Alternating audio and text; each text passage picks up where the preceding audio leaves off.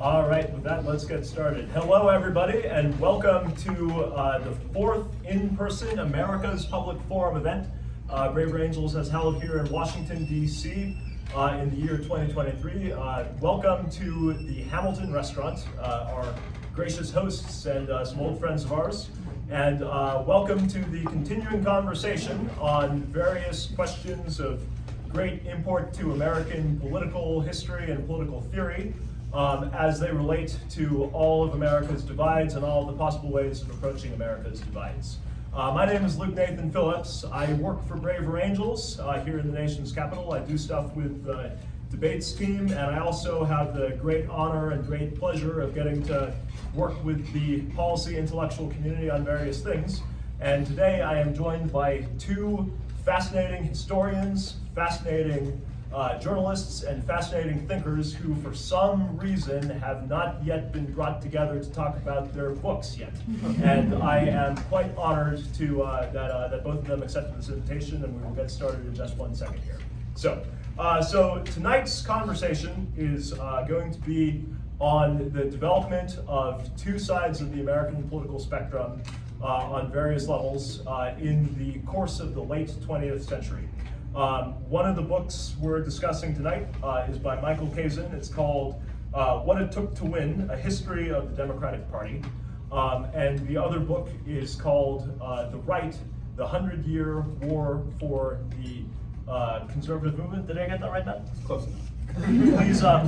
Please get it right for the record. American Conservative. For American Conservatism. The Right, the 100-Year War for American Conservatism. And so these are two books that came out both in the calendar year 2022, and both cover divides within the two generally recognized sides of the American political spectrum. And they are both excellent works of history and excellent works with great implications for how we should be thinking about times for today. And given that Braver Angels' tasks, among those tasks, is bringing together folks of very different understandings of things to see what we can all learn from them and learn from each other. Braver Angels is America's Public Forum is very proud to make this event happen here tonight. So we will get started in just 1 second, but let me tell you first what Braver Angels is for those who are not familiar with us, and then I will give a quick introduction on our guests, and then we will get started. So Braver Angels is the nation's largest grassroots-driven, fully red-blue organization dedicated to helping Americans find value in each other across all of their political, cultural, and social divides. We are not an organization that is bipartisan for the sake of being bipartisan. We are an organization that is bipartisan because that is the realm in which most Americans experience political conflict at most times in their lives. And in the time after the 2016 election, a lot of folks who worked in fields as diverse as family therapy and social impact and other things there came to the conclusion that it is important to develop practices to help people whose families are being torn apart by political differences. It's important to develop practices that can help them to have their politics and have their families too. And that's all that Braver Angels has ever worked on, is working to bring Americans of diverse political understandings to sit around in circles talking about their feelings and find ways to realize that politics is a lot, politics matters deeply, but politics also doesn't have to destroy our most fundamental relationships. And so Braver Angels does a bunch of different sorts of workshops and debates and skills trainings and other sorts of programs based on that sort of idea. Now, at the level of political theory, at the level of the interpretation of history, at the level of the understanding of American identity, I am of the opinion that that work is very relevant to how we can think about the future of American politics. And I also think that it is crucial that when we do that work, we work to learn what best we can from those who have been spending their long dark nights in the dusty archives of political party archives and state governor. Archives are usually closed at night. There are many archives though, and some of them are on the internet nowadays. to spend some time thinking about those who've been thinking about these questions for their own purposes as well too. And so the American Public Forum program is committed to doing that with all folks of good faith from every political background, and we're joined by two of them today. So I am joined today by first in the middle here, Dr. Michael Kazin, who is the editor emeritus of Dissent, one of the most venerable magazines of the American left, and is currently a professor of history at Georgetown University. He's the author of various books, but the most recent of those books is the one we referenced earlier, What It Took to Win, A History of the Democratic Party. And it is a book that goes all the way back into the early 19th century and has some fascinating arguments. So we'll be looking forward to hearing about that from them. Also, if I'm understanding this right, Michael was also one of the early activists and founders of Students for a Democratic Society. Is that correct? I was not a founder, but I was an activist. He was an early member there, and that time is shorter ago than we think, and there's many important lessons to be learned from social organizing in all areas of American politics. So, Michael, thank you for joining us tonight here. So, we're also joined by Matt Continetti, who is a senior fellow at the American Enterprise Institute, editor of the Washington Free Beacon, and the host of a very good podcast at Commentary Magazine, and is the author most recently of The Right, the 100-Year War for American Conservatism. And Matt has been thinking as well pretty deeply on questions of how the conservative movement ought to frame itself for many years too, and we are very blessed to join him here. Matt, thank you for being here with us. Thank you. So there's a lot of things that we're going to discuss tonight, but I want to open this up by just suggesting that in a lot of good faith bridge building, bipartisan politics, there's a lot of folks who tend to believe that the existence of the two parties, the existence of political ideologies, is a threat to American unity, or is a threat to all that is good and holy in American politics. And I think when you actually go down and look at what the parties are, what the ideological movements are, you see the value that they have in helping very diverse groups of Americans organize themselves into how they think about politics, what their fundamental principles are in politics. Maybe sometimes those things create a lot of conflict, but conflict is not necessarily bad. Polarization is not necessarily bad. It can bring out things that open up new ways to organize politics, and if you do it intelligently, and if you do it in good faith, there's no limit to what American democracy is capable of there.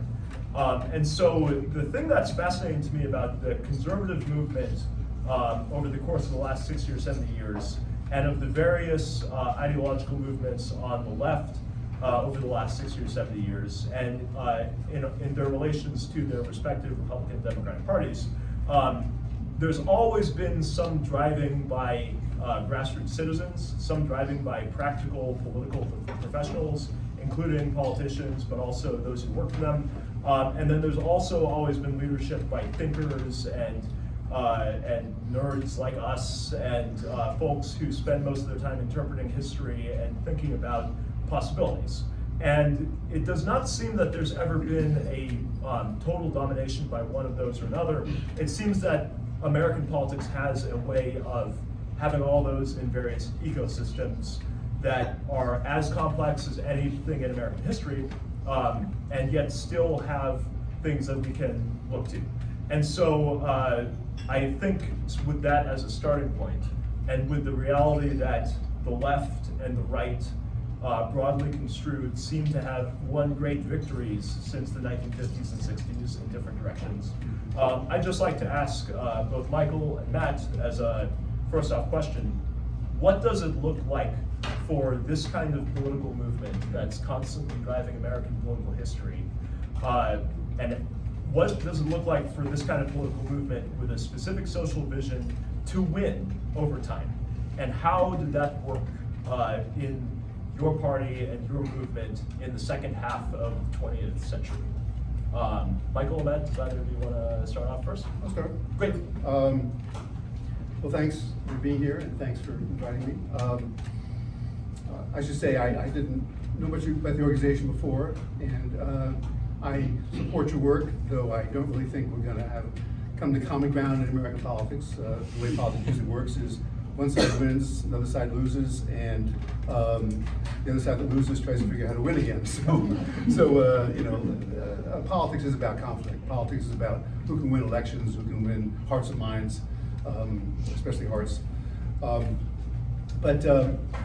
Yes, over the last 50 years, and actually, as you mentioned, my book goes back to the founding of the Democratic Party, which some people argue was founded by Thomas Jefferson, but I think actually founded more by Martin Van Buren and Andrew Jackson, because Thomas Jefferson's party was a very small party. It was really a party of notables.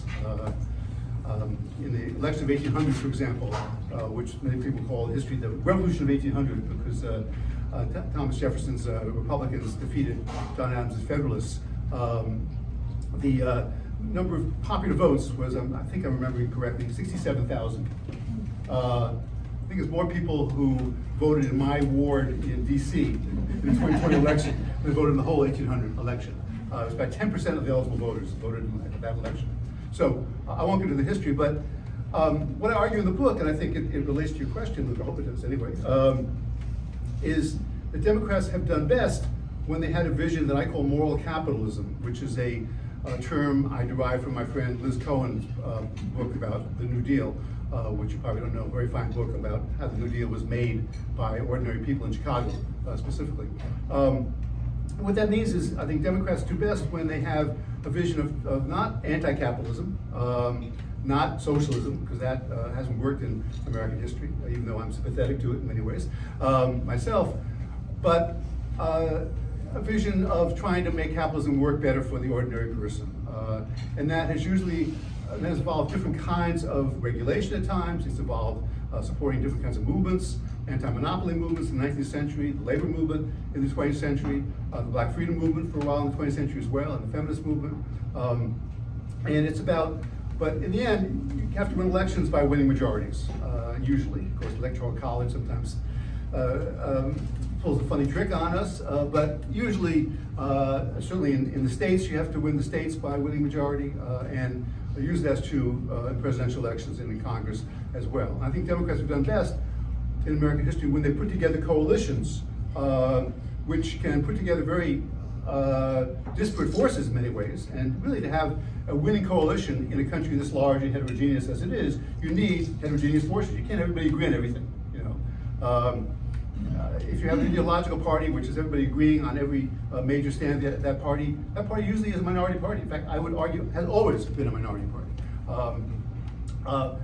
But Democrats have done best when they manage to find a common thread, a common theme of moral capitalism, which unites enough people in the party so they can win elections.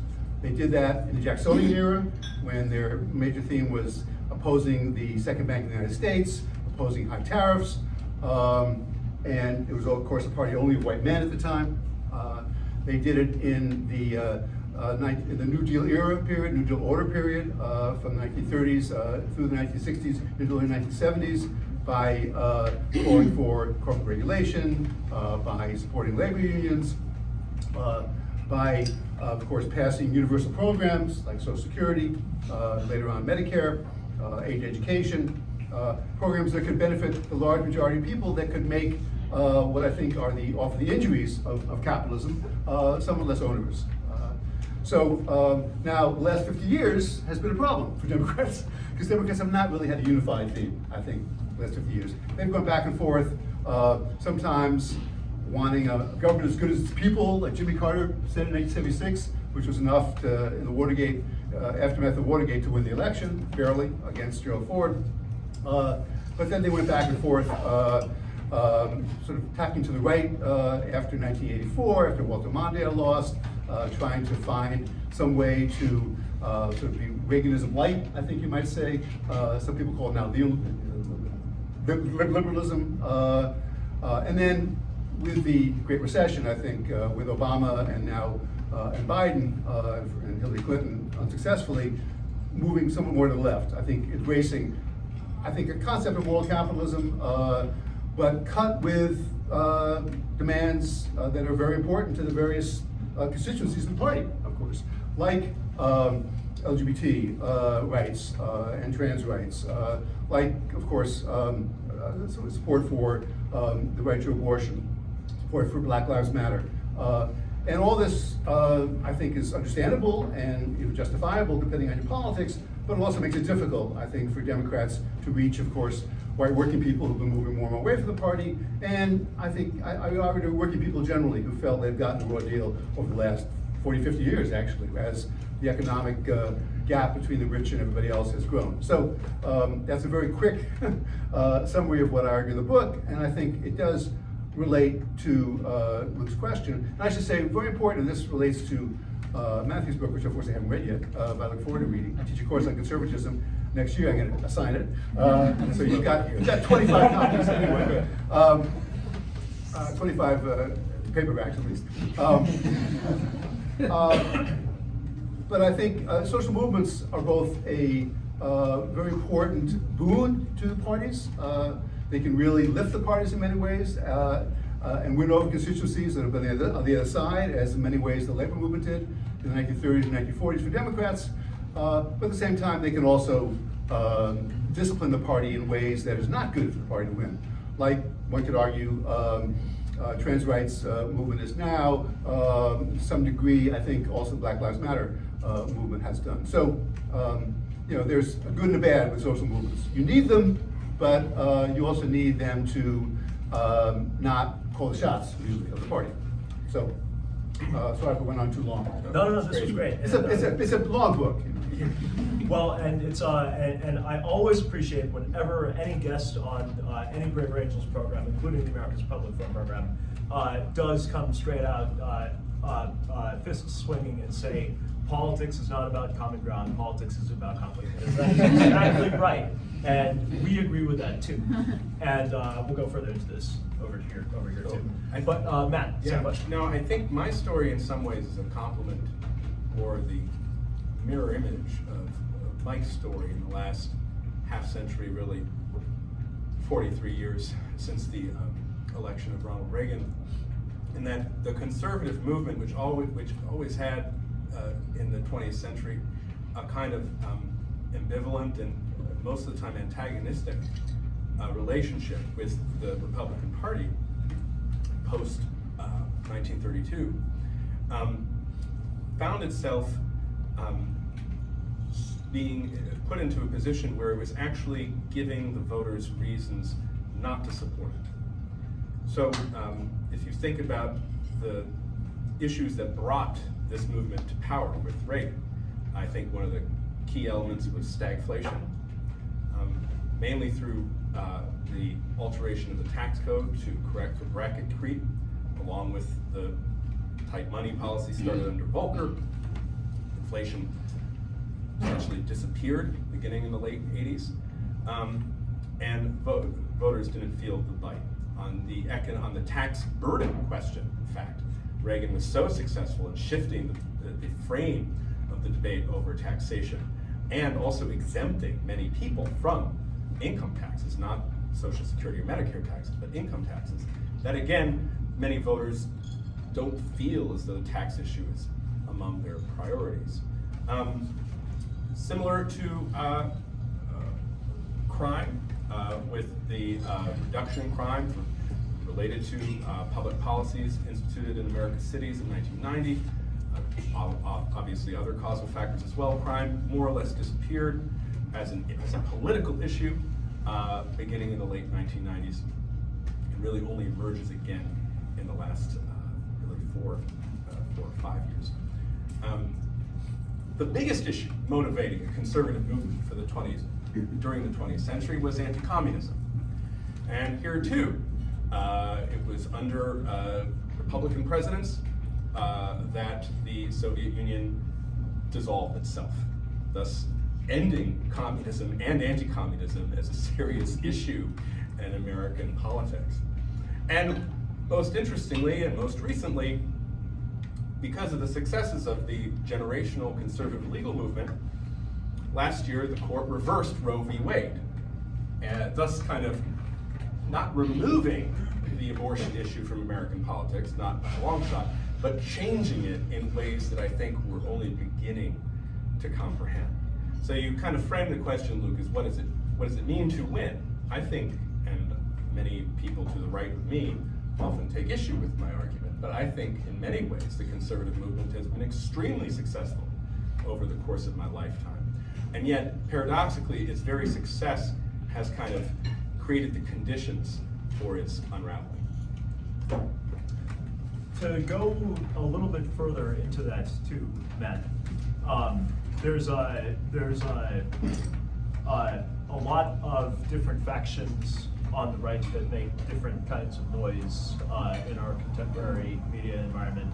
And I was wondering if you could give us a little bit of your personal assessment on what the hallowed three-part stool of the old conservative fusionism looks like under contemporary circumstances, and to what degree you think that that's been primarily an intellectually driven or grassroots driven or something else entirely movement, in the same way that there's been various movements on the left that have been driven in different ways too. Sure. I mean, I think there are a lot of ways to define conservatism.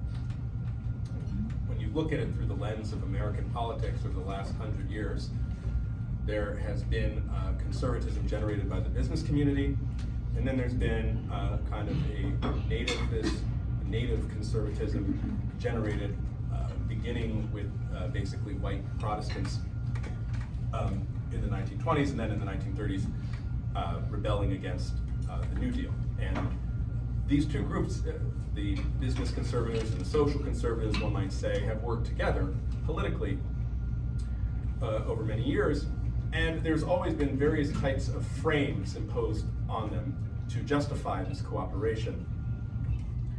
Most famous intellectually is a theory called fusionism, which was associated with the magazine National Review and its senior editor, Frank Meyer, who basically said there was no contradiction between believing in free markets and believing in kind of a Christian morality or Orthodox religious morality, because both can have reference to the American Constitution, and that was kind of the basis of the conservative coalition. More recently, the frame has been, as you mentioned, the infamous three-legged stool, which was kind of Mitt Romney's device when he was trying to prove to conservatives that he was one of them, right? This is back in 2008, and then again in 2012. And he said, there are three main pillars of conservatism. One, this economic conservatism, free market orientation. The other, a social conservatism, typically rooted in religion and family. And then a national security hawkishness. I'm not sure. I've become more uncomfortable with these frames the more I study conservatism, because it seems to me that actual conservatism, as it is expressed in the body politic, either incorporates both of these tendencies or is associated with just one of them. And in recent times, in our contemporary history, in the last decade, these frames seem to be breaking down altogether. I'll just give you a couple of examples of that. The first is the role of religion on the American right. Obviously, religion, I think, is intertwined with conservatism from the very beginning. Conservatism in all its flavors around the world, including American conservatism. We have this phenomena today where the Republican Party is the party of white evangelical Christians, most of whom do not go to church.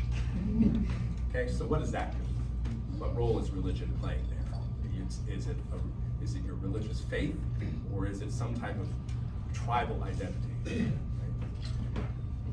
Right? So too, the idea of the free market has long been associated, at least rhetorically or theoretically, with American conservatism. The conservative hero, Ronald Reagan, championed free markets in rhetoric, if not always in practice as president. But I came across a quote in a recent interview of the #2 Republican for the 2024 nomination, Governor Ron DeSantis, that in an interview yesterday that he gave on his fight with Disney, and he said, well, what is a free market anyway?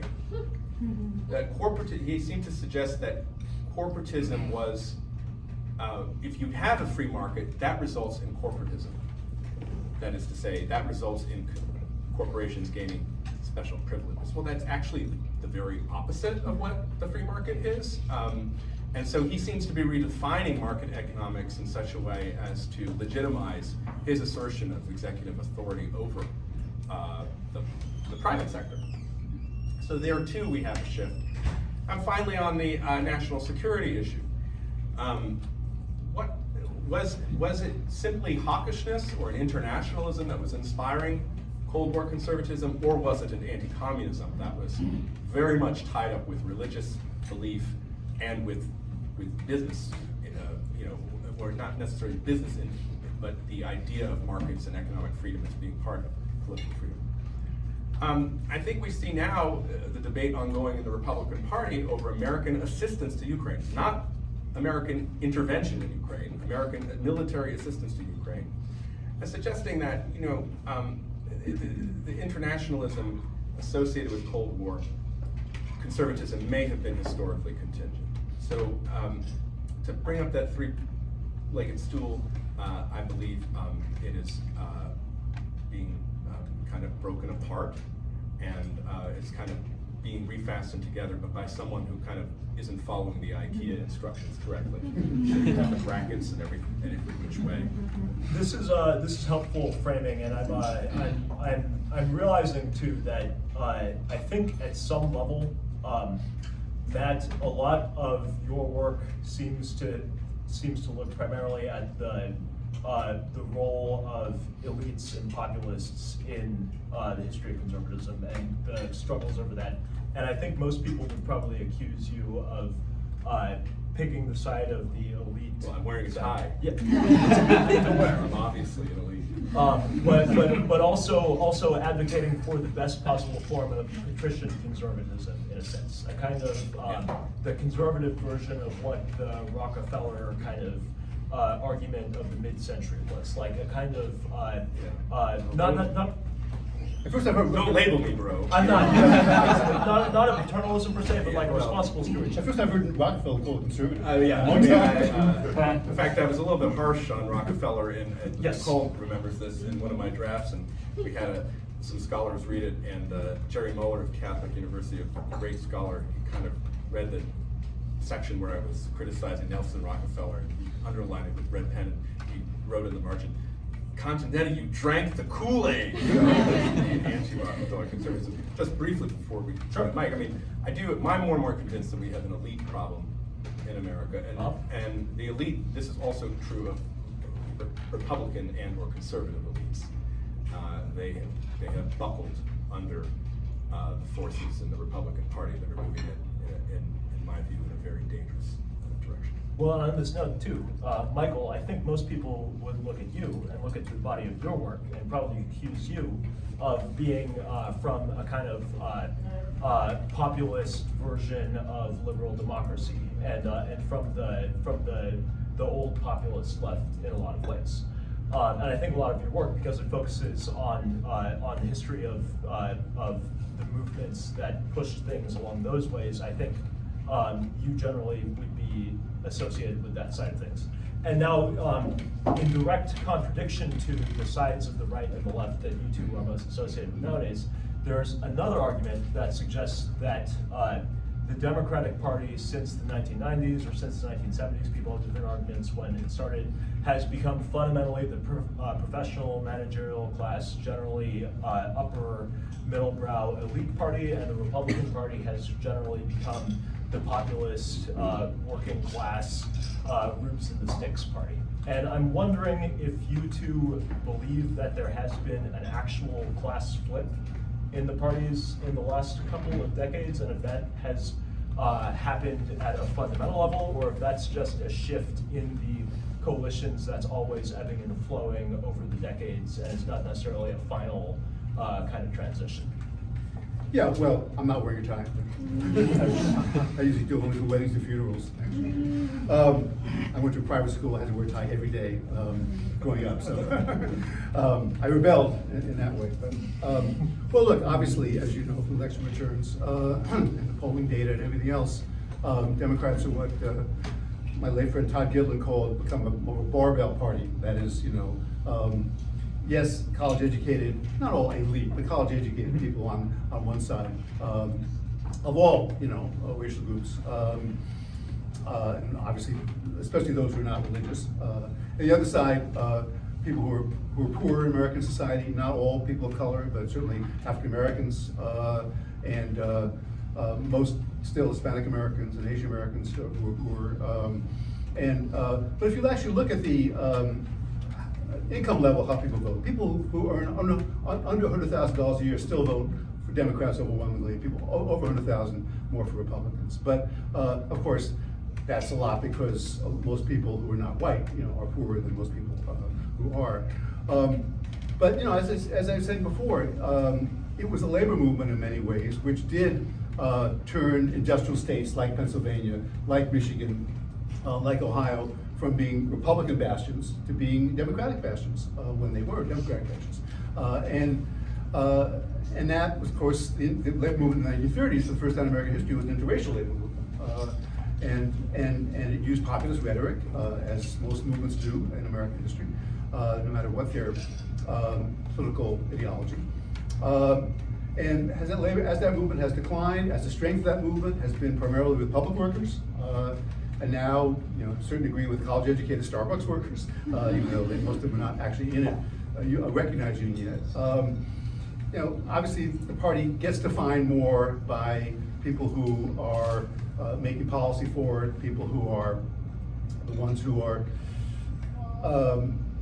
visible on television, and it's obviously the very fact that from the 60s on, that the colleges college students and those who graduate from college have become a more important part of the party, and their demands, their ideology, their issues are obviously more important because you need activists in any party, in any movement. If you say, "Oh, I don't care what the activists think," as a party leader, you're gonna follow your what you think is the most efficient, most effective way of presenting your politics to the public. You're not going to get people working for you very hard, and you're going to lose in most cases. So, as I said, it's a balancing act. And am I a populist? I don't know. I wrote a book on populism, how it's a language used by both right and left. I think it's been very powerfully used by both right and left. But again, I wrote a book, What It Took to Win, because you need elites, clearly, to win. My son's a political consultant for Democrats. There's this whole party blob in this town and around this town of people, think tanks and AEIs and EPIs and lots of consultants making pretty good money and so forth. And as a small p populist, as a leftist, I kind of rather there wasn't such an infrastructure of politics. I would like it somehow if there wasn't so much money swishing around, but that's the world we live in. And so, as somebody who wants the Democrats to win and wants Republicans to lose, I'm not going to bash, the the Democrats. But that is one of the things I think, and this gets into something we'll probably get into later on. One of the reasons I think Americans are mistrustful of politics. They realize that politicians are often in it for themselves. Obviously, they always have been, but it makes it a little too obvious sometimes the way they are. And also, there is so much money in politics, and most people cannot afford to give more than a few dollars to a political cause. More and more people do give small amounts to politics, but the super PACs, everything else we know, it's not the small donors. They make a difference. It shows how strong you are, but super PACs are really the ones who drive the campaigns, and that's not a good thing. But again, it's the world we live in. I don't know how to change it, and as a left-wing intellectual, I'm not going to change it by myself. Just briefly, in this 50-year period we're talking about, we have seen kind of this almost secular movement of white voters without college degrees enter the Republican Party. One of my favorite anecdotes surrounding this happened around the time of the World Trade Center riot in the aftermath aftermath of the Kent State shooting. And this is where there were anti-war protesters and protesters against the Kent State shooting. Hard hat riot. Yep, and they go to the site of the construction of the World Trade Center, the Twin Towers, to protest the shooting at Kent State and America's involvement in the war, Nixon's escalation of the war, and it turns into a violent confrontation between the protesters, mainly students, and the construction workers, the so-called hard hats. And Nixon is informed by this, I forgot by who, but President Nixon's response was to say, "I love the hard hats." Because he recognized that that was the basis of his overwhelming majority in 1972, and this process of white voters without college degrees would slowly take what had been the New Deal majorities of Franklin Roosevelt, Lyndon Johnson, and move them to the new majority, as Pat Buchanan called it, of Richard Nixon and Ronald Reagan. What's interesting is that process, which has been going on for decades, began speeding up after the Great Recession. It began accelerating. And now we have a situation where the scissors, the shift, is between white voters without college degrees, who are more and more an important part of the Republican Party, indeed maybe the majority of the Republican Party at this point, and white voters with college degrees, who for much of this history of the last 50 years we're discussing, were voting the same way as the voters without college degrees, but in the aftermath of 2016 begins splintering off. And I think that poses a great challenge for the Republican Party, and here again I differ with some of the people to my right, because in my analysis in the book is that the new majority was essentially the suburban majority. And it was the majority of families in the suburbs throughout America who identified their aspirations with the Republican president, also their anxieties and fears with what Republican presidential candidates were saying. And we now see in the post-2016 environment the suburbs moving steadily in the Democratic direction. And so it might not be to the best advantage of a party to be the populist party. In fact, not kind of at the midpoint of Michael's story, when the party was around the turn of the century, when William Jennings Bryan was leading the Democratic Party, it was not actually very successful as a political vehicle to be the populist party, right? That, I think, if you're a Republican, should warrant your attention. And you have to recognize there has to be, and I think this is what Michael was saying as well, there has to be some type of medium between populist energies and especially the concerns of working class white America and people who are credentialed, people who are professionals, people who are living in the suburbs and who have actually a stake in the stability of society in a way that many of the voters who are becoming more and more important to the Republican Party don't feel that they have. Right? The idea that LOL, nothing matters, burn it all down, that is ascendant on the right today. And I think that scares many Americans who feel as though, they do have something to lose. This is not the best system maybe, but they don't want to see it all burned down. Can I ask Matthew a question? Yeah, please go ahead. 2009, you wrote a book about Sarah Palin. Yeah. Who was, at least for a while, sort of the hero of the populist right. Yep. Heroine of the populist right. And I actually reviewed it. I know. It's a little bit, along with her book. That wasn't the reason I brought these two. So, do you still see her as sounds like you don't see her as a great. Well, I think heroine. in that book I said she was an harbinger of the new politics, and in fact there was a whole chapter, as you recall, having reviewed it, on populism in class. And I actually analyzed the responses to Palin by college-degreed elites on both the left and the right as saying they're not getting it because there's a capacity that they don't quite see her appeal because they're coming from a different place, right? So I took her to be an harbinger of what was coming. That book came out in shortly after she had resigned her position as governor. And while she was the leader in some ways of the Tea Party ahead of the 2010 election, she then quickly, I think, decided that her fortunes lay in celebrity and entertainment rather than in politics. So since then, I haven't really taken her seriously as a political figure. Of course, she ran for Congress last year and lost. I do think it's interesting, however, that Donald Trump sought her endorsement in 2016. And I always thought one of the more emblematic images of the Trump presidency was an image he tweeted out of him, Sarah Palin, and the country rock singer Ted Nugent smiling in the Oval Office. And that to me represented what were the ascending forces in the Republican Party.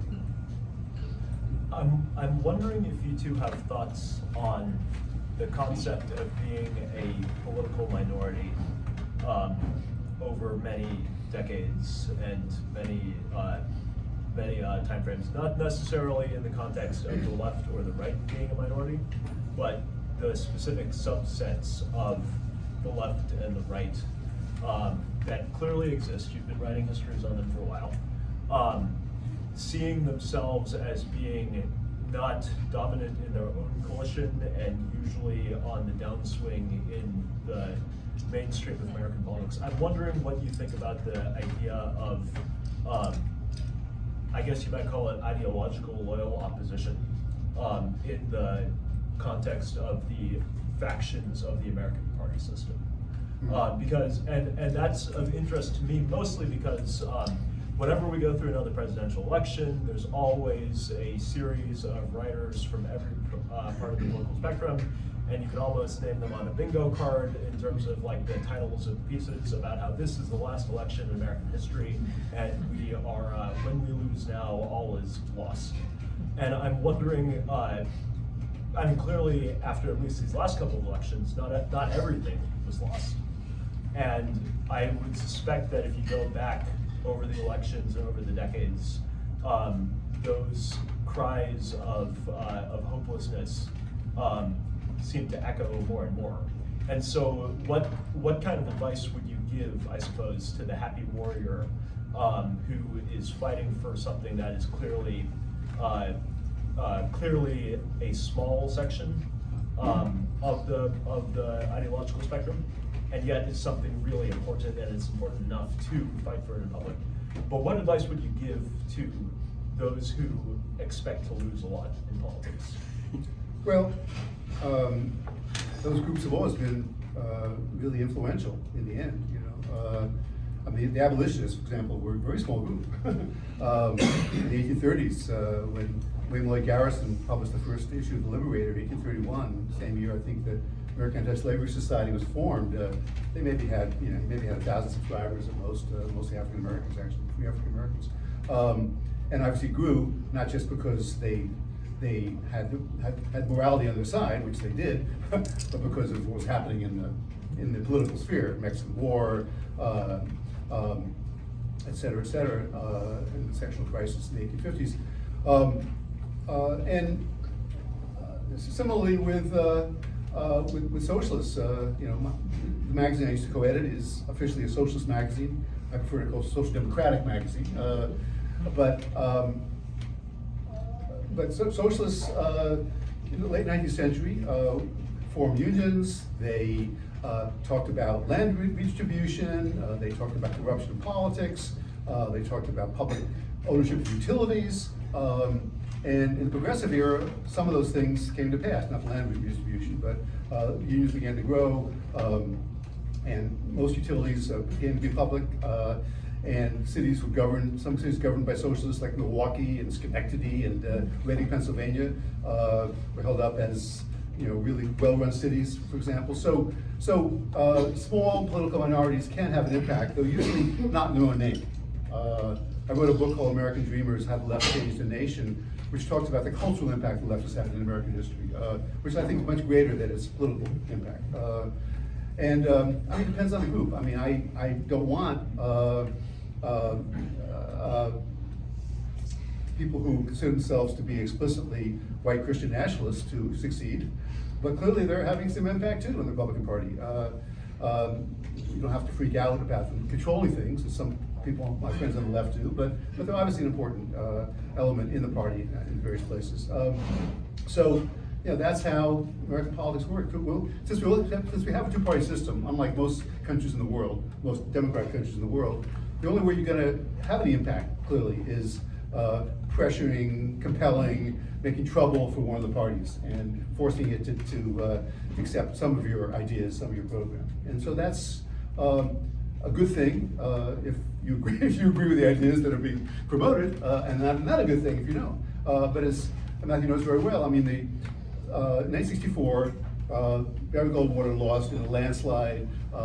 People were saying, conservatism of that kind never coming back again. There's no way. This is, Rockefeller was right. Republicans have to move back to the center where they were with Eisenhower. They're not going to get anywhere. And lo and behold, 2 years later, Ronald Reagan gets elected governor of California, and in 1980, of course, Ronald Reagan gets elected president. So that's one thing minorities have to realize, is that they can do a lot better than they might think. Yeah, all I would add to that is one of my favorite discoveries while researching the book was a conservative author responding to a midterm election that did not go well for the Republican Party, and proclaiming, this is it, this is the end, conservatism in America is finished, and it was L. Brent Bozell in the year 1958. So clearly people have been proclaiming the death of conservatism for a very long time. You know his name, he wrote Conscience of a Conservative. Yes. He was the ghostwriter. He was then ghostwrote Conscience 2 years later to Barry Goldwater. I do think it's interesting to note, so people have been proclaiming the death of these movements also change over time. And so Ronald Reagan, who won in 1980, was not exactly a Goldwater conservative as he was when he debuted on the national stage in the so-called speech, A Time for Choosing, a week before the election in 1964. He was now incorporating different forces, especially the rise of the religious right when he was elected in 1980. And so these movements do change over time. I'll say what's unique about our day, and I'll just crib from my colleague Yuval Levin at the American Enterprise Institute, is that we have a party where neither side is winning, but both sides believe they're losing. That is the contemporary American situation. And so this sense that this kind of almost war of attrition between the two parties, in which neither can hold on to a majority for very long, for even for 2 years, is contributing, I think, to a sense of despair and loss and anxiety within the ideological minorities in each camp. And it may take some type of movement in one direction, one that lasts, like the FDR moment lasted, or like the Reagan movement lasted, to calm those fears. I just don't see that happening anytime soon, but I'm often wrong. Just to add to that, that's a great quote. I hadn't heard that before. Well, good, you can credit me. Thank you. I wrote this op-ed for the New York Times about a month ago about this. It's an unusual period in American history, political history. We haven't really had a majority party in this country for any length of time, in 50 years. Yes, the Republicans were kind of majority party for a while there, but Democrats, controlled the House till '94. Republicans lost the Senate for a while, then they got it back and forth. But that's unusual. Jacksonians were the majority party till the 1850s. Republicans were really only till the 1870s. Then there was a period of about 20 years, and the two parties went back and forth. And the Republicans were again from the late 1890s, elected in 1896, up until the Great Depression. The Democrats for the 40 years or so after that. So that, I think, produces a situation that both sides think they're losing, because they very well could lose in the next election, and probably will. But that also, I think, produces some what the great Italian Marxist Antonio Gramsci called morbid symptoms appearing on both sides. People really believing that we're going to hell, that the country's failing, that which I don't think it is, but there's this great fear, and also if the other side wins, it really will go to hell. In fact, the former president of the Republican Party actually said that pretty much explicitly. If the Democrats win, the party, the country's already going to go into hell. If they win again, it will really go to hell. And that's not the way people talked in the 1950s, or really 1980s either. Well, to be entirely honest, the fact of no party majoritarianism for the last 50 or 60 years and no clear way out of that visible in the coming years is one of the things that actually, I think, makes me more optimistic about the prospect of the refactionalization of ideologies inside both parties these days. And one of the things that makes me take note, I mean, everybody's always talking about, like, why can't we have more bipartisan legislation passed or whatever. But part of me wonders if the parties no longer function the way they function for the vast majority of American history, and instead nowadays have started to function more or less as institutions that don't really act themselves. They just wind up being vehicles for interests and for ideological groups and for ambitious actors to act upon, rather than having the kind of sovereignty that they once seemed to have had. Does that suggest that there's only so much, it will only take so much institutional and political creativity for people to just accept that neither party is going to have a majority anytime soon, and for people who really want various kinds of change to happen to be looking through new ideological alignments across party lines in ways that we really haven't since the 70s or before? And I guess part of me, the one possible hope of no new party majoritarianism seems to be that it opens up a fascinating possibility like that. Well, I'll just take a stab at that. There are a few aspects of the question that are very interesting. Maybe I'll just take the most obvious pundit associated one, pundit adjacent one. It's a very interesting election cycle, 2024. And you have a situation in Arizona where Senator Sinema could essentially be running as a third-party independent candidate, and in order for her to maintain that seat, she'd have to peel off a lot of Republicans, but she'd also have to peel off a lot of Democrats. Is she able to do that? I don't know. There's been a series of profiles written about her in the Atlantic and in the New York Times Magazine for the past couple of weeks. They're both very interesting. I think she's a pretty clever politician. At the same time, you have this no labels movement taking place, and it seems to me that Senator Joe Manchin is inching toward being the no labels candidate if Donald Trump wins the Republican nomination, or it seems like he's going to win the Republican nomination next winter. And Joe Biden,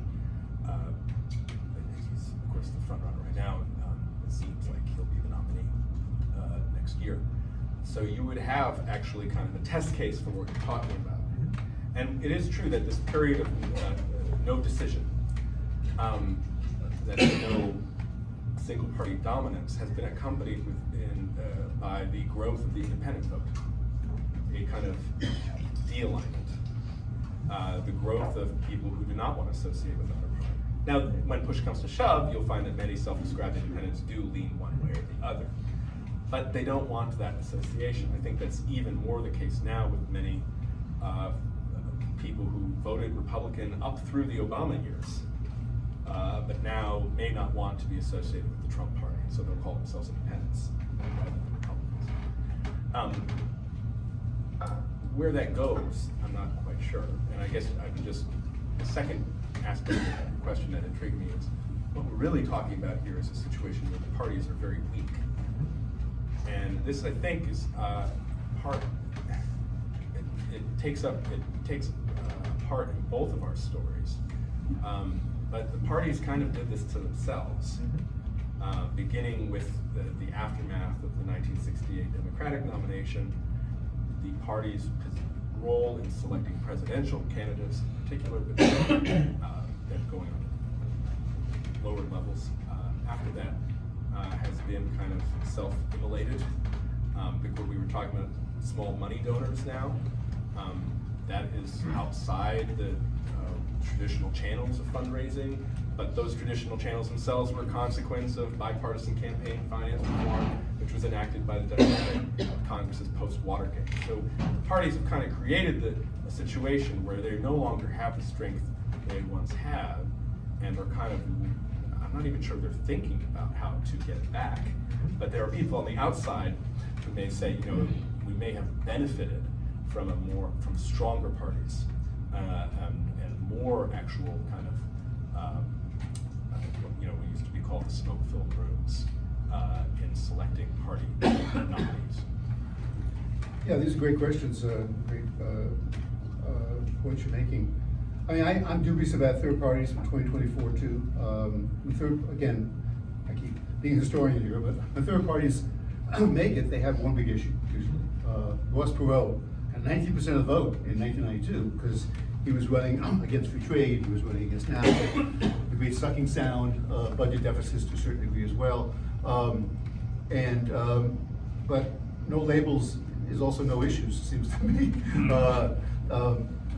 No offense, but if you say we need to come together in a bipartisan way to do what, to say what, it's not clear what that is. I mean, Joe Manchin, if he runs, will run because he can't get reelected in West Virginia. If he get reelected, he get reelected in West Virginia, he probably would run again because he likes being, a guy who has so much power and basically 50-50 Senate, if it was going to be that. I do think about, I wrestled with this a lot in my book, how to discuss the decline of the strong parties. Hollow parties is what two political scientists coming out with a great book next year on the history of the party system call it. But the problem is, we're stuck with them. And again, as an historian, I don't think we're going to go back to having strong party machines. People aren't going to stand for that. We might not be an egalitarian country, but we're very democratic, small country. People want to have a say in politics, and they should want to have a say in politics. They don't want to be told by their precinct boss, if you vote for Joe Michael Kazin, Costello, then I'll make sure you'll get a job next year. That's not going to work anymore. First of all, the civil service too. It used to be civil service. We're not going back to that. What's the future, of the parties, as you were asking in effect? I don't know. I'm glad I'm a historian. I don't have to. It's hard enough to predict the past, but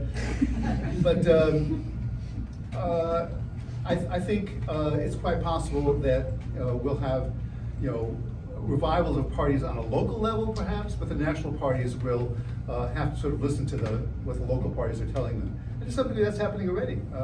But I hope we don't have a situation where we have one celebrity after another, running for president. But that's possible as well. I know Democrats would say, God, can't we get Michelle Obama to run for president? Well, first of all, no, she doesn't want to do it. But second of all, that would not be a good idea, just because she's famous, and people like her, and she has a best-selling book. Again, we are, a society in which social media rules in many ways, and it's not surprising that Donald Trump got elected president, got nominated, and will get nominated again probably. So how we get past that, how we have a real, much more participatory party system again, I don't know. I wish I did. If we do get celebrity after celebrity, I really hope we at least sometime get President Keanu Reeves. But in lieu of that, I like LeBron James myself, but we all have our preferences. We're gonna start going to audience Q&A in just a few minutes here. So if you have questions, start thinking on them, and I'll ask for a raise of hands in just a moment. But my last question for both of you before we start into that is, what do you see as the greatest accomplishments of the particular style of politics and the particular style of coalitional haggling and activism that you each have written about? What do you think is the single greatest achievement of that style of politics in the last 60 or 70 years, either on your side or on the other side, or in American politics more generally? What do you think is the single greatest thing for America that's happened as a result of the kind of interplay of factions and social movements and intellectuals and practical politicians. Go first? I'm going to go first. What do you? Okay. Well, depends how far back you go, but obviously I think the New Deal was a good thing. As I said, I think universal programs that help the majority of people are a good thing. They're the only programs which actually have staying power. If you notice, Ronald Reagan, who said in 1961, as you know, if we get Medicare, our grandchildren will never know freedom again. He didn't say that when he was elected president. So, you know, the Civil Rights Act and Voting Rights Act, Republicans helped to pass those, certainly, because Dixiecrats were opposed to them, but those were liberal democratic programs. You know, the gains of feminism, the gains of the LGBTQ movement, disability rights movement, are ones that people on the left, of course, have pushed. So, you know, I think America, despite people's feeling we're going to hell, is actually a better society today than it was when I was in high school in the 1960s. I guess I would name two. I do think that at a time when the American people felt a sense of humiliation and shame on the global stage, Ronald Reagan helped restore a sense of national pride and patriotism, and also enacted a set of policies, both confrontational in his first term, but then more dovish in his second, that contributed, in my view, to the end of the Soviet Union. And I think that was a boon for the world. And then I think if you ask ideologically, in my view, what we think of as American conservatism really comes out of the response to the New Deal. A combination of kind of libertarian thinkers, also Southern Democrats at that time who were opposed to the New Deal, and had their main critique of the New Deal, I mean, just forget about what their motivations were for saying, their main critique of the New Deal was that FDR was turning from the Constitution as traditionally understood, expanding the federal government in ways it shouldn't be expanded, centralizing power in the executive in the ways that it shouldn't be, tampering with the judiciary with his plans in 1937. And eventually this kind of constitutional argument evolved into the conservative legal movement, which I do think has been probably the most successful domestic aspect of the American conservative movement. It has shifted the entire conversation on American jurisprudence to the point where if Supreme Court Justice Elena Kagan can say we are all originalists now, that means clearly some victories were won, not just in terms of decisions, like I mentioned earlier, but also in kind of changing the framework with which we understand and talk about the Constitution. So those would be my two suggestions for conservative victories. Well, for anyone who's ever lost faith in democracy, let it be known that there have been great victories for democracy for various ideological and political understandings of things on all sides of the aisle, and there may yet be more in due time, so we shall see. But now let's go to audience Q&A. If anybody has questions, please feel free to raise your hands, and I will get in as many as we can between now and the end of the hour. And additionally, when you ask a question, please do your best to make sure that it is in fact a question. And any statement can be turned into a question by keeping it brief and asking at the end, what does the author think about that? But we'll start over here with Robert. Robert. Thanks. My question's for both of you. And by the way, if people wouldn't mind, I'd love if you identify yourselves. Oh, sure. You don't have to. You don't have to if you want. Please, no, I rule that is necessary now, so please identify yourself and where you're I mean, if you're a spy, give a false name. My name is Robert Bellafiore. I'm with the Foundation for American Innovation. What has shaped both parties' views on foreign policy over time? With domestic policy, it seems pretty obvious these are immediate issues that voters can understand, but a lot of the time with foreign policy, it just is not clear how these issues are even relevant at all to voters. But clearly the parties somehow come up with views on these. So how did those get shaped? It's a great question. It's a subject for an entire panel in itself. Right. I mean, maybe the way to approach it through what we've been talking about is basically that's an elite process, it's an elite-driven process. It's basically, you know, it can kind of be situational. It can also be ideological. Touchstone moment in the development of modern American conservatism and the Republican Party was Ronald Reagan's challenge to Gerald Ford in 1976. Reagan, of course, lost that challenge, but it was interesting that the basis of his challenge really was on foreign policy. It was an argument about the Nixon-Kissinger foreign policy of détente, and one of Reagan's victories, in fact, a victory he mentioned in his impromptu speech on the dais on the final night of the convention, it was the insertion of the morality and foreign policy plank of the Republican Party platform. So you can kind of see how foreign policy has worked out that way. And then I'd love to hear Michael and Wilson. Yeah, well, I don't think, very often foreign policy, if it involves violence and threats, is not elite at all. I mean, it's they do it all. As you mentioned, World War I, there was a massive debate in this country, which I wrote about a few years ago, called War Against War, about whether the U.S. should enter World War I or not. And of course, there were big debates about the Mexican War. Abraham Lincoln basically lost his seat in Congress because he opposed the Mexican War. And so, when foreign policy means war, or about to go to war, or maybe going to war, it's not an elite-driven issue at all. And of course, Americans are scared. I mean, the Cold War, as you know, during the Cold War, communism, anti-communism was a major issue. It's the issue which made Joe McCarthy a major figure in the Republican Party until he wasn't. It's the issue in many ways which also elected John Kennedy, you could argue. You know, Nixon made some bad mistakes in debates.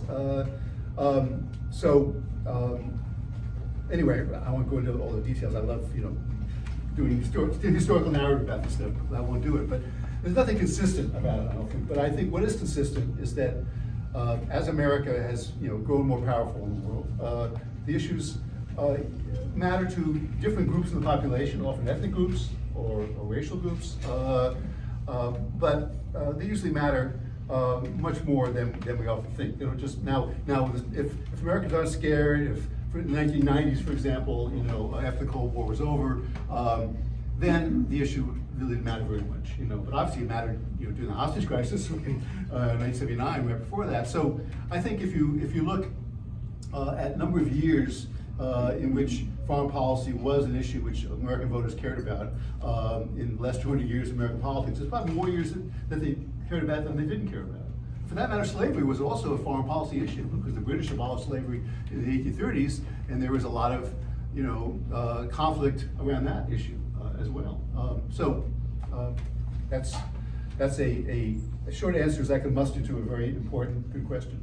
Also, everyone, make sure to get your hands on copies of these books, because I assure you, these books are exactly as encyclopedic as these two authors who wrote them. And they're not that long either. They're not really encyclopedic. Further questions? In one day. In the hat. Very good. Hello, yes, thank you. My name is Max. Hi, Max. Hello. Yes, so I'm a policy analyst with the Department of Defense, working primarily on China. And forgive me, my question focuses primarily on history. But in addition to confidence in the parties themselves being relatively low right now, I find also there is like confidence in the judiciary very much in decline. Historically, does this event tend to align with decline in sort of like confidence in party representation, and then also does it tend to favor either the left or the right? So my question is entirely historical, but I figured it'd be interesting. I'm sorry, I missed the first part of your question. Oh, so like with confidence in the judiciary in decline, does this tend to coincide? Oh, I see. Yeah. Good question. Yeah, I mean, I'm not. This is a fascinating question. Yeah, it's an interesting question. I'm not sure whether it's been measured. This type, you know, the type of Okay, polling sure. we're seeing on the Supreme Court today. Yeah. Clear, it's right. I'm not sure whether we. I have to go and look at polls were taken at a similar time. I can think about certain moments when the courts became kind of the object of American political debate, you know, you think about kind of the attitudes toward the Warren Court and activist judges, right, in the 1960s. In some ways, you know, it's kind of, I'm not sure how, you might know better about how it was politically expressed, but during the time when the judges, when the Supreme Court was enforcing freedom of contract, say, right, and the kind of conservative vision of substantive due process, right, the unenumerated rights that just happen to favor conservatism. I'm not sure how that, I know that Oliver Wendell Holmes Jr. didn't like it very much, but I'm not sure how it was expressed politically. So I think it's an interesting question, but one that I don't really have the answer for. Yeah, I mean, I think it's a mobilizing issue for some people in each party. I mean, obviously the Lochner era was a mobilizing issue for Democrats. And progressives generally, you know, Teddy Roosevelt wasn't crazy about it either, but more for Democrats. And, you know, actually when the Supreme Court ruled the income tax was passed in the late 1890s unconstitutional, that really helped Bryan get nominated, actually, because that was a big issue of his in 1896, but he lost, obviously, and lost another 2 times after that. So really, it depends, you know, and obviously after the Dred Scott decision, no Republican could say anything about the Supreme Court at that point. But in general, I mean, in some ways, it's amazing to me. I don't know what you think about it, what other folks think about it, what you think about it, but it's amazing to me with how, you know, I would argue the Supreme Court's always been a political institution. I mean, how can it not be? It's appointed by a president. It's got to be confirmed by the Senate. Presidents and Senate don't appoint people, confirm people who they disagree with usually. Sure, for a while, like Ruth Bader Ginsburg only had like 3 votes against her or something, but that's because she wasn't going to change the composition of the court at that point. I'm amazed actually that people have as much confidence in the court as they do. Maybe that's changed, you know, certainly Democrats are you know, shouting as loud as they can, we need to do something about the court, but they're not going to be able to because obviously there's a filibuster. But in general, I think it has not been an issue that people voted on specifically, with, you know, some exceptions like, you know, 2022 with the Dobbs decision. Obviously, my son, who's political operative, said, you know, as soon as that decision came out, the polls just began to shift. And whatever else you say about that, that helped the Democrats keep the Senate and come close to the House. That one decision, and that I don't think that's. I can't think of another decision that has had that impact in political history. There probably is one, but I'm not thinking of it right now. We probably do need to do an APF specifically on Supreme Court politics, so stay tuned for that. That'll be interesting. Further questions? Let us go to Nicole here. Hi, my name is Nicole Penn. I'm a senior program manager at the American Enterprise Institute. So your conversation ended on the subject of accomplishments, and I'm curious if we aren't moving into a period where party control is actually hurt by party accomplishments. And if that is in some ways unprecedented, given, you know, the history of American politics. When I think of the populist who scares me the most, I think of Huey Long, and he was someone who did a lot in Louisiana. He basically built the entire road system. He built a university. But I'm wondering how much the populist element that might be conducive to the left and the right is less interested in accomplishments than it is a certain degree of therapeutic support. So I'm wondering if we're moving into a space where accomplishments actually hurt a party in the long run. Braver Angels does endorse a certain kind of therapeutic support. Just I mean, I think it might be related to the narrow majorities that we're talking about, which cause each party, once they are thrust into a position of power, to overreach and to kind of imagine a public mandate that doesn't really exist, and then this overreach then results in a public reaction that tends to cause the party to be thrown out at the next election. And you can kind of see this in recent presidential administrations. The 2018 campaign, you know, in some sense was Trump's personality obviously loomed large. But I also think that the Republican tax reform was not very popular. And Trump's lowest point, actually, prior to January 6th in approval rating came when he signed the Republican tax reform in December of 2017. So that could be interpreted as an overreach. Biden's visions of kind of recreating something akin to the New Deal or Great Society, I think ended up producing an economic situation where most Americans felt their standard of living was in decline. They were not happy with the economy. They're still not happy with the economy. And that's that, I think, clearly hurt the Democrats last year, even though there were other factors that helped save them. So you're right to point out this weird situation, but I think it is related to the fact that neither party has an actual governing majority for very long. I think that's what the accomplishment is. I think if Biden's original Build Back Better plan had passed, pretty much as it was, a lot of Americans, including white working class Americans, would be getting stuff they would like. Universal pre-K and childcare and yes, the deficit would be larger. It's true. I don't think Americans really care about deficit. Most people. That's really an elite phenomenon. Whether or not it should be or not is a different question, but I think it is. It's certainly true that most politicians like to brag about what they did, and would they do that if they thought it would hurt them? I don't think so. Part of what, and look, and obviously it depends on how you sell it. FDR was a very good salesperson for the New Deal. Lyndon Johnson was a pretty good salesperson for the Great Society until he was trying to sell the Vietnam War. And Joe Biden is not a good salesperson for anything very much, but not big out front. So that matters too. But again, go back to what Matthew's saying. It's the Build Back Better plan didn't pass, as we know, because Joe Manchin, Nixon, and who knows, it would have passed anyway. But when Americans get big stuff that they like, they tend to like it. As you know, Obamacare is now part of our social policy fabric, and probably is not going to be done away with. And even Republican states are expanding Medicaid, some of them anyway. I think, again, this is my politics coming out. I don't want to start arguing for my politics, but I think Americans like the welfare state when it benefits them. That's why universal programs are popular. But the problem is, as I said before, Democrats are perceived, rightly or wrongly, as favoring programs that help specific groups. Ronald Reagan talked about welfare queens, for example. Getting food stamps, driving away in Cadillacs. Americans thought that the Democrats were helping people who didn't really want to help themselves, and that did hurt them. So it depends on the program, it depends on the political calculus. Further questions? Yes, right here.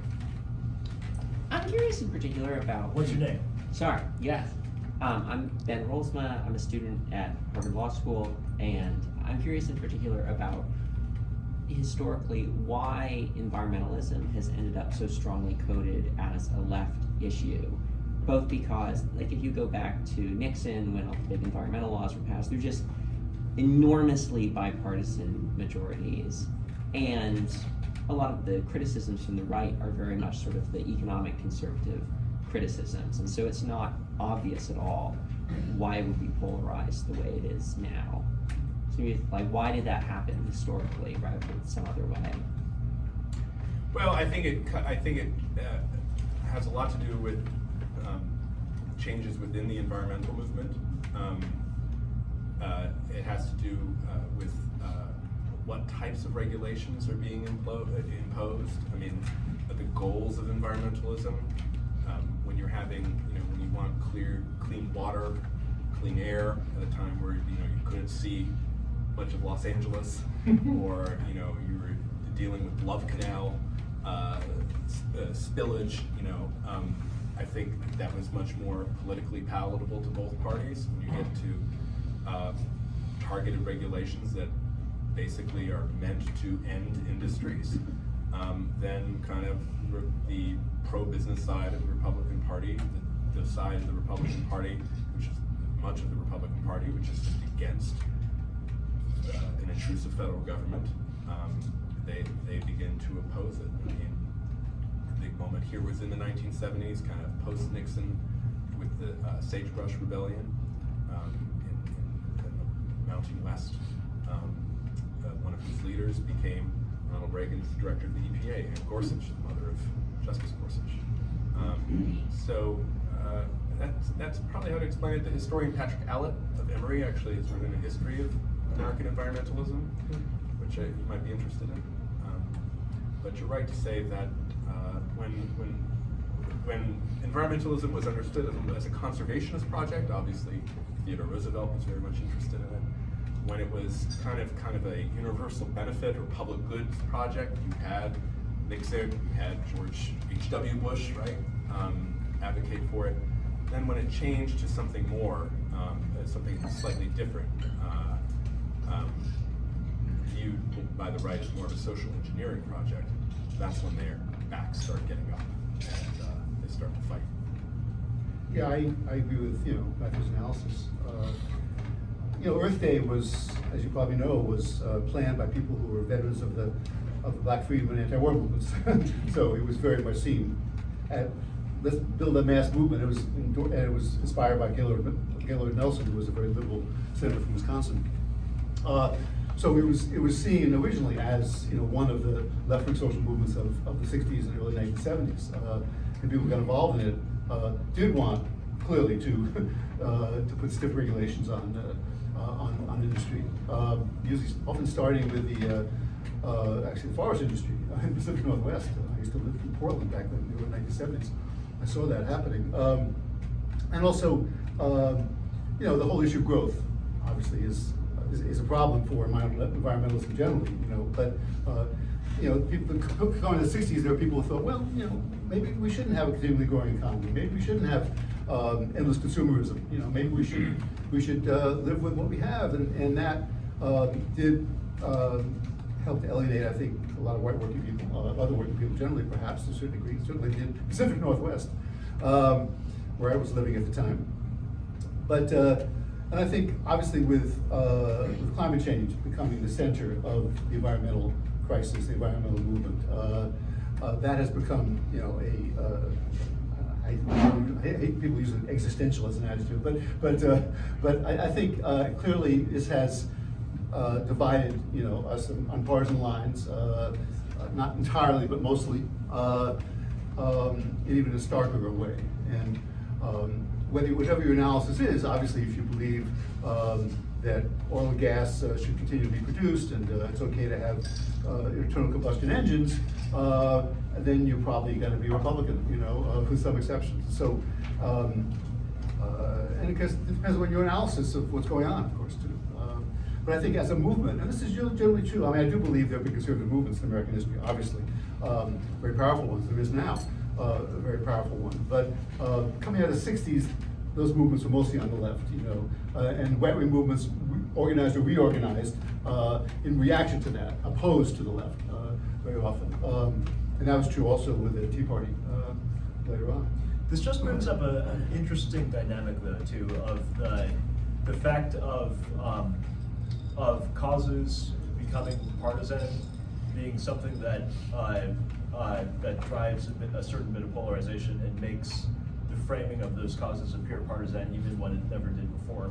And I kind of wonder to what degree the dynamic that we are still ongoing in of no clear party majorities. I kind of wonder to what degree if that is going to be forcing new kind of like sub-political thinking on a lot of these issue areas in ways that we've always been seeing them primarily as political issue areas. So good question. We will do an environmental APF one of these days as well.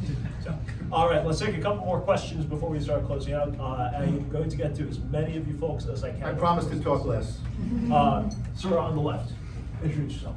Miguel from Break the Vote.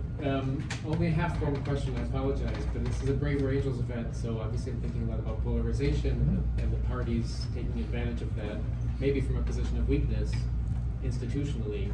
And it always has me thinking about Schmidt and the friend-enemy distinction, and I guess I wonder, what's your what's your read on the possibility of efforts like Braver Angels to achieve anything when it's obviously in the interest of all the elites to, to perpetuate the situation we have now?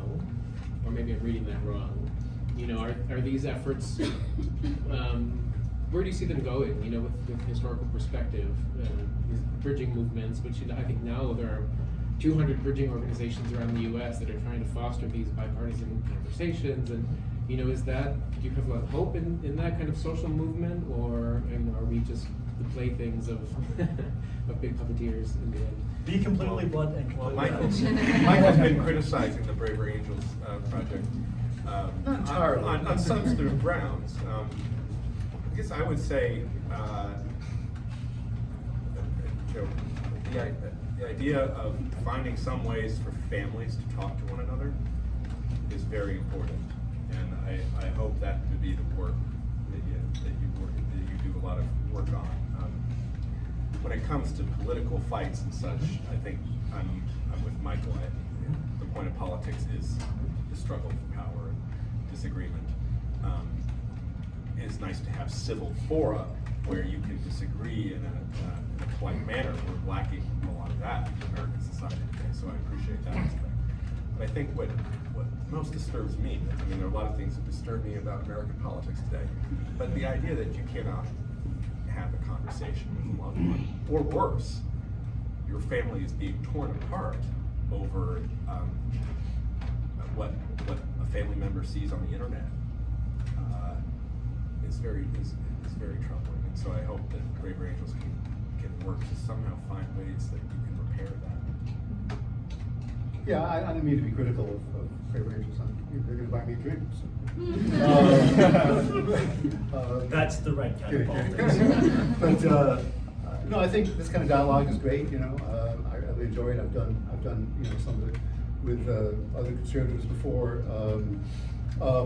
I hope to do it again. And also, I think people ought to be able to say, okay, let's assume good faith on the other side, and let's really talk about this, because partly it's the internet, partly it's the close division of the parties, but we don't reason with each other enough, I think. And that's true. Look, on the left too. I can't stand conservative speakers being shouted down in any way. I did that some in college when I shouted down the South Vietnamese ambassador to the United States, and I'm sorry I did that. But I thought he was a warmonger, and anyway, that was a long time ago. But anyway, I'm part of a group which has conservatives and progressives in it.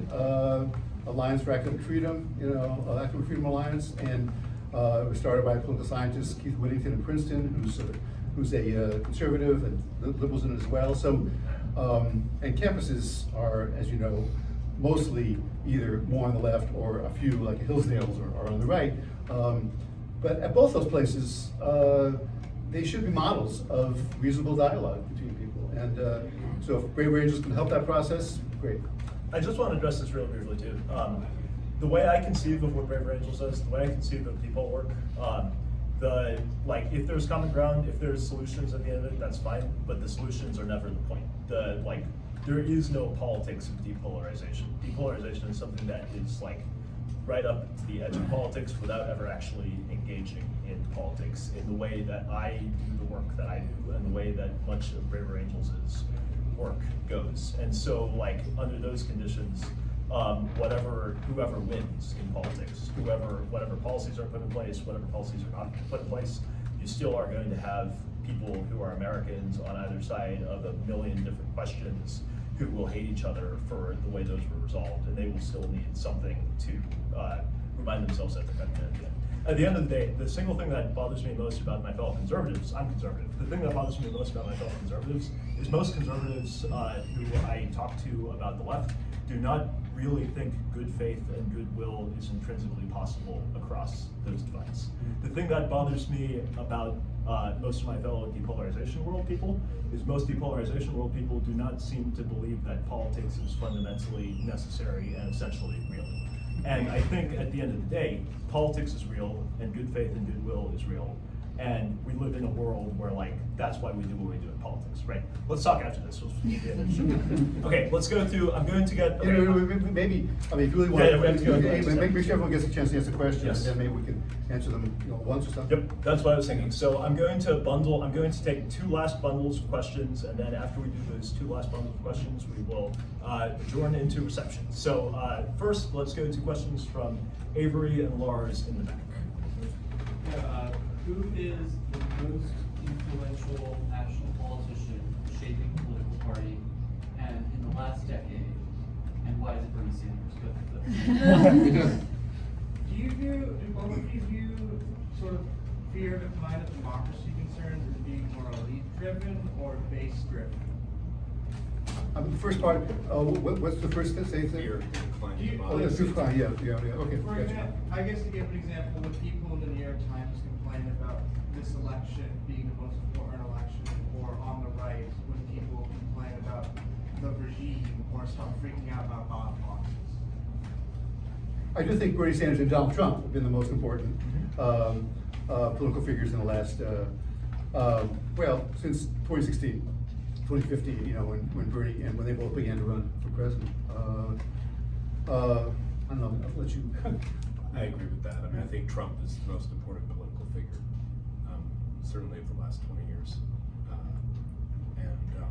On the decline of democracy, whether it's elite, Oh, you forgot that. it's definitely elite. I mean, that's where you see it.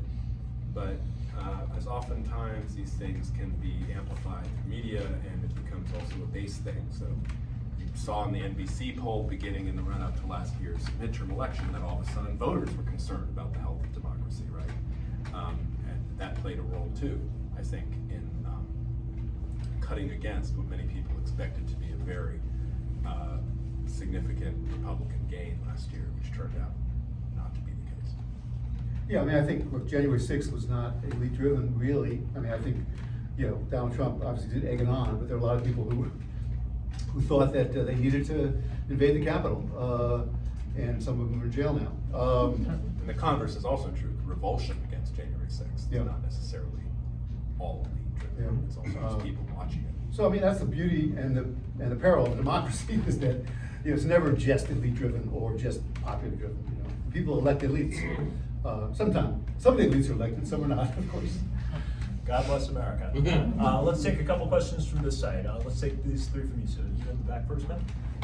And what's your name? Oh, my name's Melissa. I work for an education nonprofit, so not a political organization. And mine is kind of a good summary question, so I almost feel like it could go well Okay, asked, we'll take you want to the do first. those two? Yeah, Okay. let's take these 2 first. Sir in the pink. Oh, thank you. Orange. Orange. That's zero apologies. No offense, though. My name's Ethan. I'm a journalist. I'm kind of curious about the social movement discussion at the beginning. They do seem to pose problems for the Democratic Party. I agree with that. I'm wondering, at what point has the party been able to expel activists or contain activists to actually help the party? And I am speaking of this on behalf of the Democratic Party, but I think it could work both ways, and I'm kind of curious about the diverse side of things. Excellent. You, sir. I'm Carl Laterna. I'm writing a musical. Excellent. I'm So wondering. you have to sing your question. I will sing some music after, but I guess my question is, to what extent has mass media either improved or worsened public discourse, and how has it amplified, or how do we help it amplify positive messages versus negative? Because negative messages, especially in mass media, seem to be a lot more viral. Anger is a lot easier to transmit. So we should address these 2 and then we'll address hers. Address these 2 first, and then we'll go through them. Yeah. Social movements, well, it depends on the movement again, but I think clearly, as I mentioned before, the labor movement really helped the Democrats. I mean, we go from 3 million union members in 1933 to 15 million union members in 1945, and they transformed the party, not entirely, but in many ways. It also made it more of an interracial party, actually, because a lot of black people were joining those unions, which for the most part had not before. Black freedom movement had a mixed impact. Obviously, it made sure black people were going to be Democrats, which they have been ever since really the well, the 40s, but really since the 60s. And at the same time, obviously, it produced a backlash, and affirmative action became, and it is very controversial and unpopular, and so forth. So it worked both ways, as with LGBTQ movement, I think, today. So it really depends on the movement, how it operates. In terms of the media, you know, again, I get this question a lot from students, especially, and I often tell them, you know, late 19th century, every major newspaper in the country made it very clear it was a Republican newspaper or a Democratic newspaper or a socialist newspaper or United Labor newspaper. But you know, still around the country, you have newspapers called the so-so Democrat, so-and-so Republican. You know, on election time, they would, right before election, they say, "Come out for the big march, bring your torchlights, bring your signs." You know, and the media was very partisan back then. The newspapers, the press was very partisan. We had a period, kind of golden age of, you know, not quite, you know, partisan media, I think, when radio came, and for a while when television networks came, but then of course the cable, they've been, you know, very partisan again. So, you know, I think it's a problem, but again, we're not, as long as these cable stations are making money doing what they can, they're gonna keep doing it. And I would urge you to read magazines like Dissent and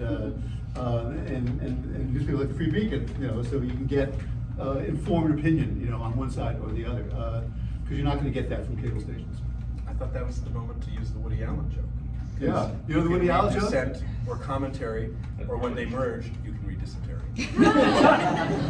That's a movie Manhattan, one of his better movies. I actually never heard that joke. Really? Oh, you're young. Teaching it to a new generation. I Uh, think both of those answers are fine. I mean, just on the movement thing,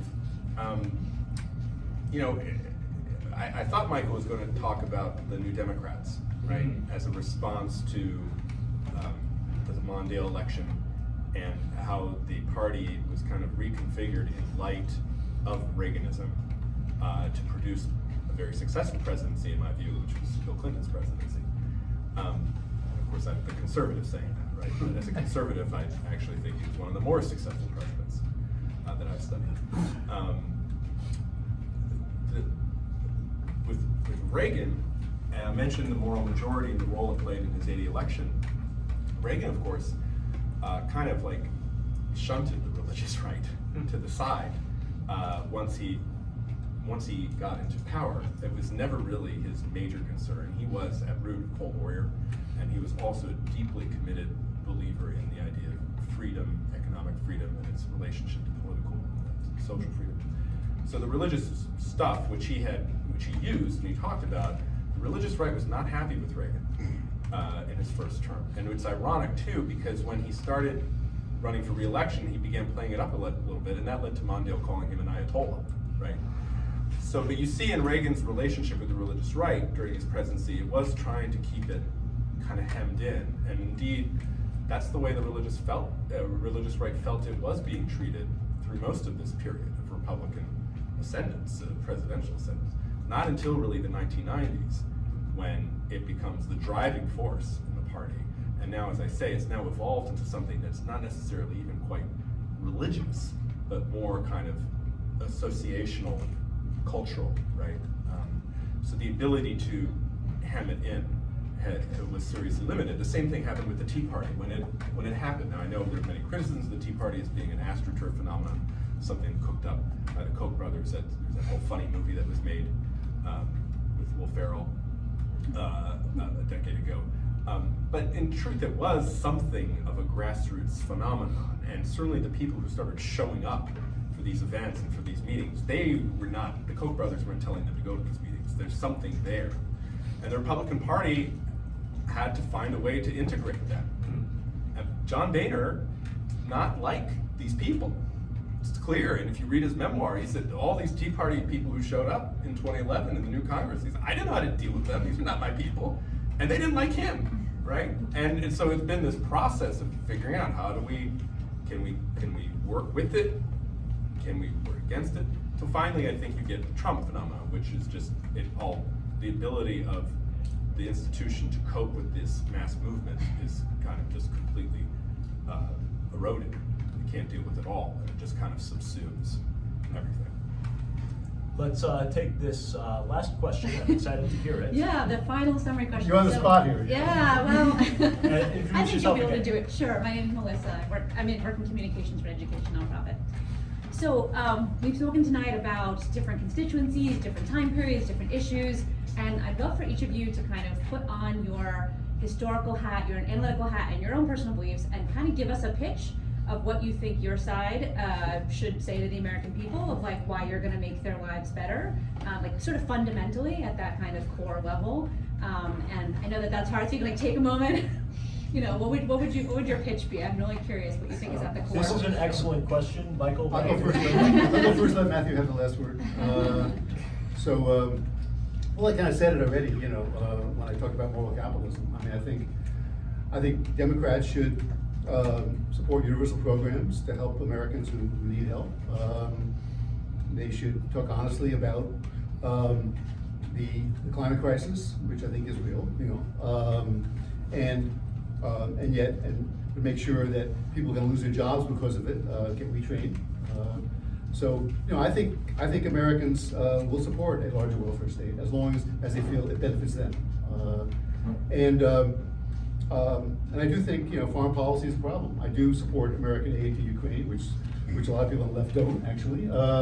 More people on the right probably don't, but a lot of people on the left don't either. And but I think going forward, there's a problem with America being probably, I think, a declining empire. You know, in the vis-a-vis India, China, especially. We'll have to see about that. But and that's something which is going to be difficult for both parties, I think, to deal with, because America's been top dog in the world for, you know, probably 100 years, really, since World War I. But I think that, you know, Democrats should be social democrats. They won't use the term. They shouldn't use the term. It doesn't work in the American vernacular. But I think that's what people like when they get stuff. And also, I think Americans are supportive. 70% of Americans think unions are a good thing. And if it was easier to join a union, if there were more brakes on employers stopping people from joining unions, more Americans would join unions. That'd be good for the Democrats, but I think it'd be good for workers as well. So this will not surprise you to hear all I'm saying. So and obviously Matthew won't surprise him at all. So, but that's what I think Democrats. Now, how they say that's a different question. I'm not a messenger. I'm not a comms person. I'm not a media person. I'm not going to tell you how they should say it. I'm just a historian. But I think that's what they should stand for. Look, I'm not. My relationship with the Republican Party is strained, to say the least. I think that it's at its best, conservatism has said that this is a great country. We need to continue to maintain its greatness, and the way we do that is by restraining the reach of the central government, and especially the unelected portions of it, and thus allow the space for civil association, such as this, or the other mediating institutions in our society, from church to neighborhood to school to workplace to family, to flourish. And that's done through expanding the realm of freedom and limiting government. That's not what many Republicans or even people who now call themselves conservatives say any longer. But I think that general idea, combined with the belief that America should be very strong, and that does include a strong military that is able to deter threats overseas, speaks to the best of what the Republican Party has been in the 100 years I write about. And Melissa, I'm going to answer that too, just to take your prerogative. What Braver Angels will tell people, what Braver Angels should be telling Americans, is that politics is real. Politics is going to keep reaching into your home and trying to destroy your life. Politics is not going away. It's something that ennobles us at its best, and it's always going to be something there. And there is a way to have your politics and to have your relationships too. And in fact, you will probably hear more interesting things, see more interesting symmetries, and come to more interesting conclusions if you don't draw a line against who you're willing to talk to just because they happen to be radical and crazy and stupid on everything else that you might see. And I hope that here tonight, with bringing the non-dysentery-inducing combination of commentary and dissent, and the great histories of the right and the great histories of the left here. I hope that we have done at least a very small bit in helping suggest that we can all learn a little bit more about America by learning a little bit more about each other in these things. So with that, before we do a final thank you, I just want to let everybody know that on the table right before you leave the door, there are two little QR codes. The one, oh shoot, I might have put them on the wrong side. The one on the left is Matt's book, The Right. The one on the right is Michael's book about the left. And if you scan your phone over those QR codes, those will take you to the purchasing links. I highly recommend you acquire these books. I acquired them myself. They are, again, encyclopedic, full of all kinds of wonderful things. And there's lots and lots of stuff in there to take them on. Take a look at those. And additionally, Matt and Michael, I figure you two are both probably occupied and otherwise busy between July 5th and July 8th. But it is my pleasure to officially, at least, invite you to the Braver Angels National Convention in Gettysburg this coming year, and otherwise to the friends of and network partners of Braver Angels in the coming years as we work to do our best to help Americans come to higher understandings of each other, and far more importantly, get a deeper understanding of what exactly America is all about. And I think you guys and those you work with can be quite helpful to all of us. We need more leftists and we need more conservatives in the depolarization world, and I would love to work with you guys on these things before here. So with that, thank you everybody for coming tonight. Please join me in a round of applause for our panelists.